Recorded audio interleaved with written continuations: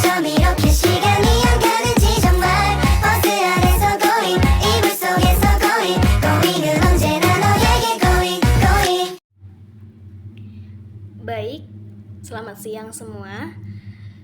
Di sini saya Ernita Berlumban Tobi akan mempresentasikan hasil modifikasi rancangan pembelajaran yang sudah saya modifikasi tentang bangun ruang 3 dimensi dengan kata kuncinya balok.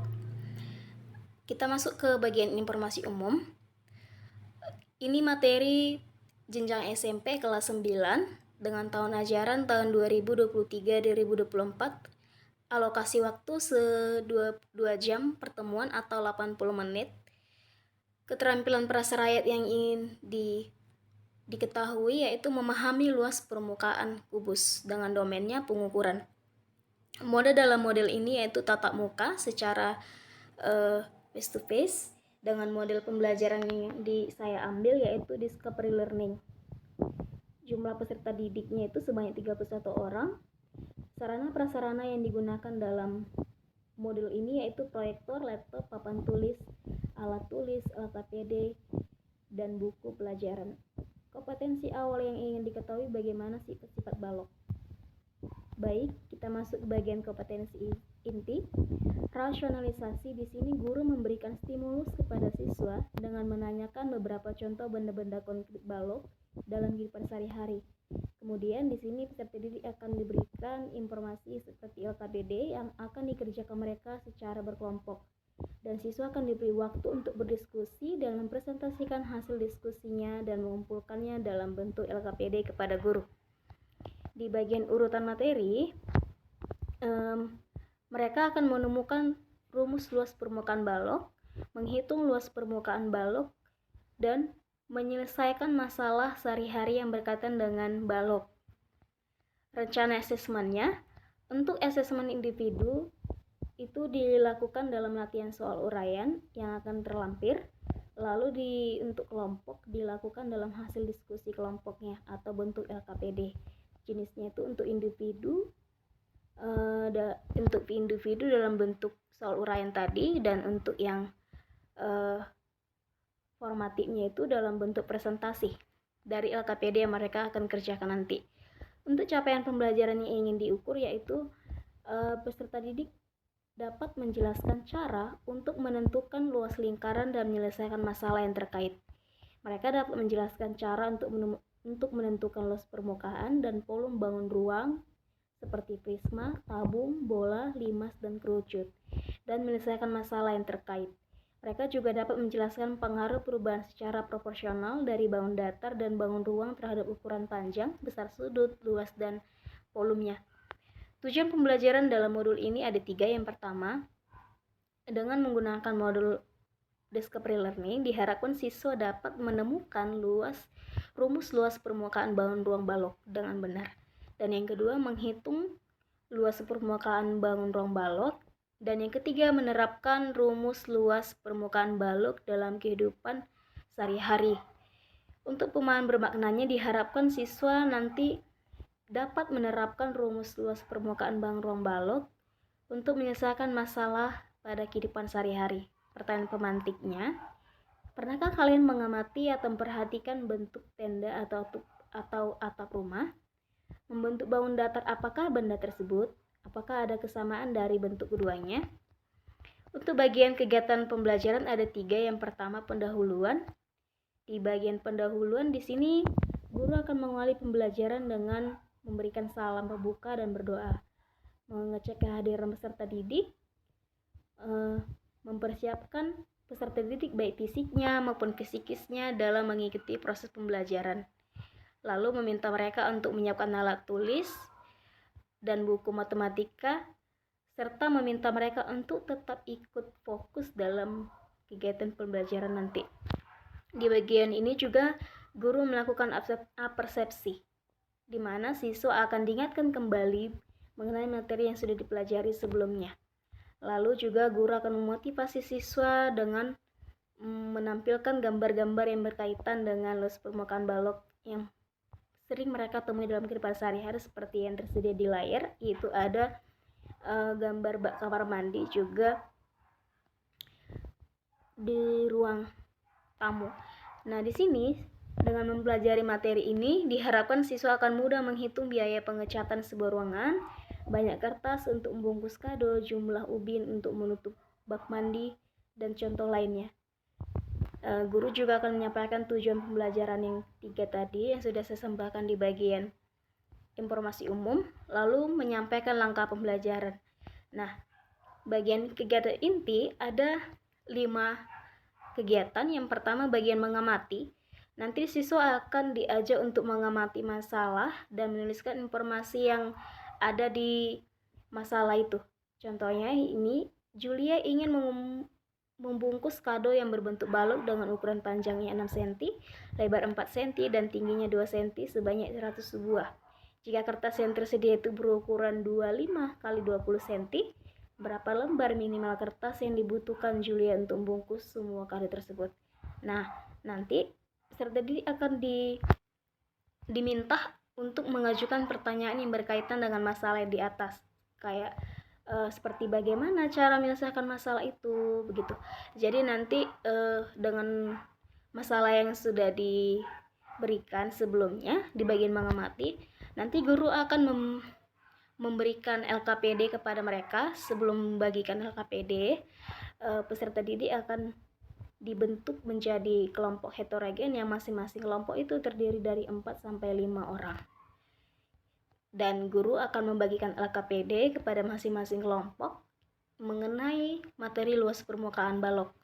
Lalu nanti guru juga akan menjelaskan bagaimana cara kerja peserta didik dalam kelompok tersebut. Nah, setelah dibagikan LKPD, nanti peserta didik akan diminta untuk mengumpulkan informasi bagaimana cara menemukan rumus luas permukaan balok.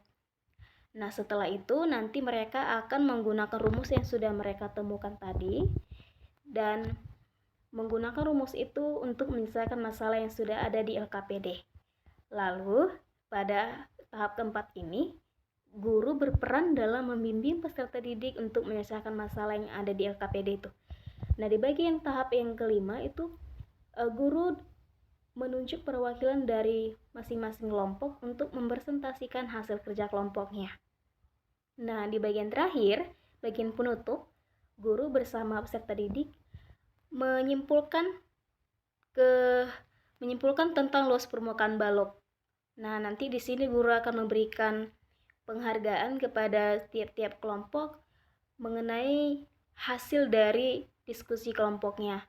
Nanti juga guru akan mengajukan pertanyaan berupa refleksi yang sudah tersedia di bawah mengenai bagaimana perasaan mereka selama pembelajaran, apa yang mereka peroleh, apakah media yang digunakan baik dalam pembelajaran, membantu mereka dalam memahami materi, seperti itu.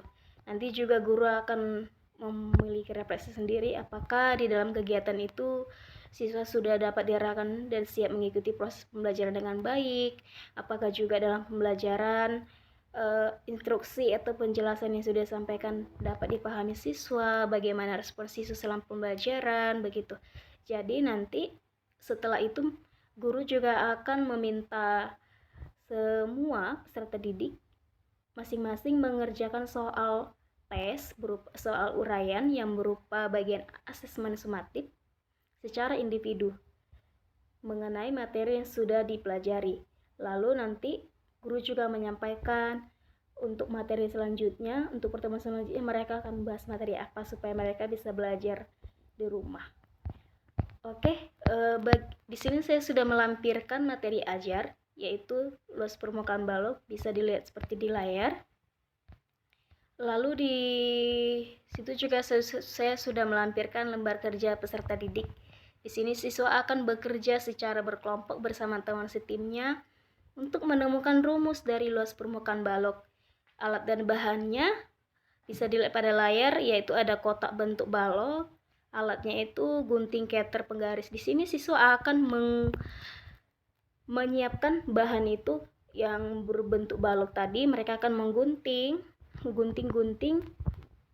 bentuk balok itu yang mana yang rusuk panjang, lebar, dan tinggi. Nanti mereka akan menggunting sesuai rusuknya, lalu mereka akan bentuk jaring-jaring baloknya. Nah, Bisa dilihat gambar dari di sini mereka akan menggambarkan bentuk dari jaring-jaring yang sudah mereka peroleh tadi. Nah, nanti jaring-jaring yang mereka peroleh itu mereka namailah dengan L1, L2, L3, L4 hingga sebanyak jaring-jaring yang mereka peroleh. Nah, nanti dari hasil kegiatan itu peserta didik akan merincikan apa saja jaring-jaring balok yang sudah mereka temukan. Lalu bagaimana rumus dalam menghitung luas bangun datar yang mereka peroleh tadi. Contohnya kayak L1 rumus luas bangun datarnya apa, L2.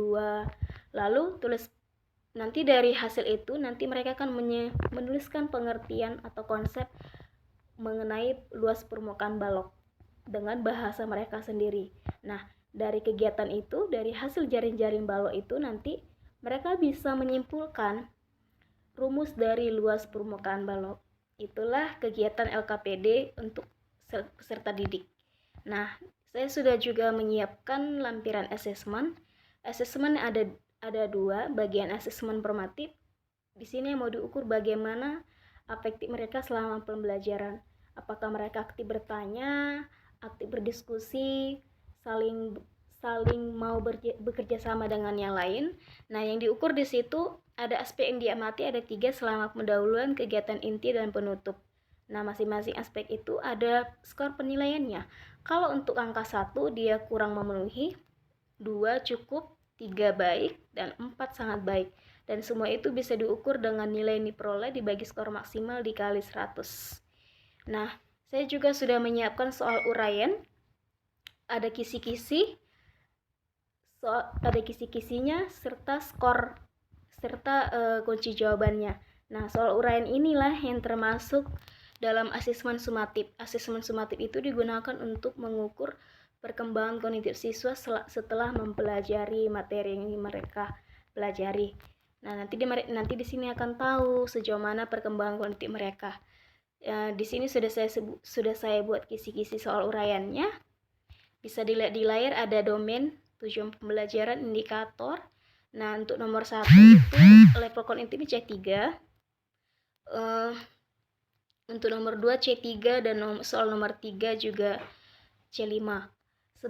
Sebanyak 3 soal yang saya siapkan.